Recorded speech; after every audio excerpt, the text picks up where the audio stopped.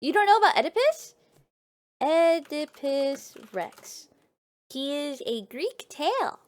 Oedipus Rex means swollen foot, and it's a tale of hubris. Well, a lot of Greek tragedies end up being about hubris, but it's a tale of hubris.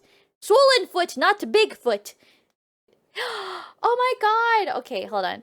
I would love to explain. All right, gather around, children. Gather around. It is time for tales. The tale of Oedipus Rex. A long, long time ago. How do I do this? Once upon a time, there was a baby thrown in the river. He was found by a couple, and they named him Oedipus Rex because his foot was swollen. I don't know how to do this. But yeah, there's this couple that found this baby just flying down the river, and they're like, "Oh my god, honey, there's a baby flying down the river."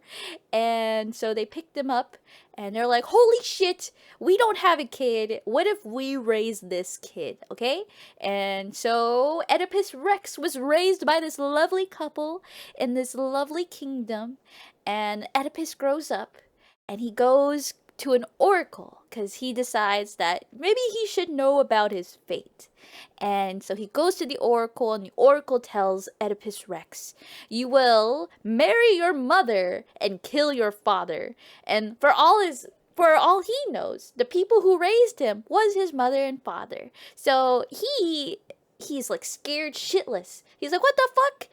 Anyway, so he flees to the next country, and he comes across this carriage. In this carriage is this really haughty man, and this carriage is also surrounded by like a bunch of soldiers, and they're just yelling at each other. They were just road raging at each other, like, "Hey, what are you doing?" And you're like, "What are you doing?" And basically, Oedipus decides that they are getting too violent, and so they engage in combat. And he eventually kills every single one of those people except one soldier. One soldier runs off, and he's like, "You tell him who sent you," right? That kind of thing. So he goes on his way, and he goes to this new kingdom's gate, and he finds that there's a sphinx guarding this gate. And this gate, a sphinx has been guarding the entrance to the city for as long as people have known, right? So he enters his kingdom, and the Sphinx gives him this riddle. "I give you this riddle, and you shall pass," right? That kind of thing. And the riddle, wait, what was the riddle? It was like, what walks on 4 legs in the morning, 2 legs in the day, and 3 legs at night? And the Sphinx goes, "If you cannot solve this, I will eat you." And so, Oedipus, being a reasonable man, is like, "All right, I should probably put my head together." And lo and behold, he's got a big braid, and he answers. Wait, do you guys know the answer to this riddle? Have you guys heard of this riddle? Do you guys know this riddle? Any knowers in chat? Should I say the answer? Sure. Yeah. Say the answer, ma'am. Human being. Sí, señorita. It is a human. A human walks. So it's like, when you start out with life, you're a baby, so you're crawling all on 4s. And as an adult, for most of your adult life, you're on 2. And then when you get older, you have a cane, I guess. That's what they were going for, I guess. Or maybe you just grow with this big dong. I don't know, your 3rd leg. Anyway, so he successfully vanishes the Sphinx, and the whole kingdom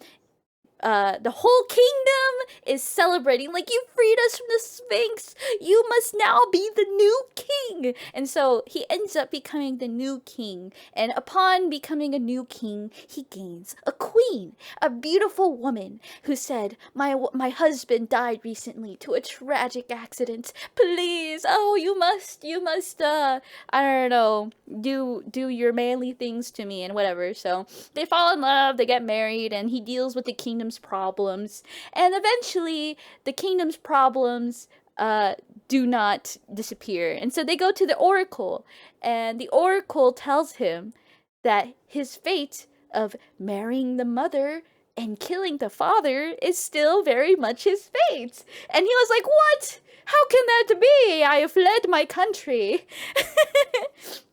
Anyway, just skipping a bunch of the story because I don't want to talk too long. We're gonna do a little bit of flashback. So how the play actually plays out is it starts with Oedipus trying to get to the bottom of his fate as king of this new kingdom.